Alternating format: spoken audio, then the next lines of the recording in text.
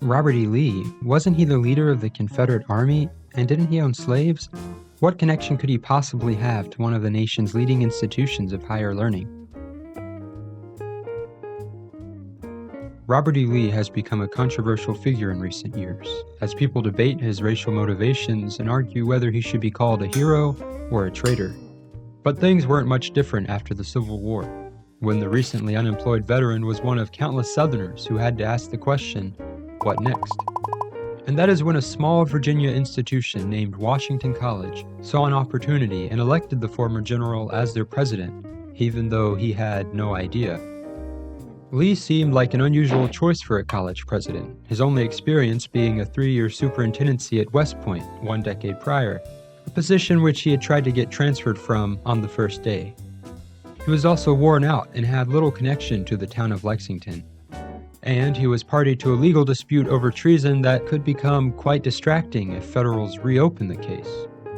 But Lexington and Washington College were in shambles, and their previous president, a Unionist named George Junkin, had been forced from the college right before the Civil War started. If nothing else, Lee's admiration throughout the South could bolster recruitment and stabilize finances. Appealing to Lee with their proposal, Washington College rector John W. Brockenborough, the founder of what became the W&O Law School, told Lee that he could best serve his home state of Virginia by guiding her youth in the paths of virtue, knowledge, and religion. But the college could offer only a meager salary, one which paled in comparison to other offers he would receive. After some consideration, Lee famously replied to the trustees in an August 24, 1865 letter. Expressing his physical limitations, he wrote that he could not teach courses as an administrator. He also recognized that his wartime service might draw upon the college a feeling of hostility from the North, and therefore cause injury to an institution which it would be my highest desire to advance. In a line famously echoed for generations since, Lee declared, "I think it the duty of every citizen in the present condition of the country to do all in his power to aid in the restoration of peace and harmony, and in no way oppose the policy of the state or general governments."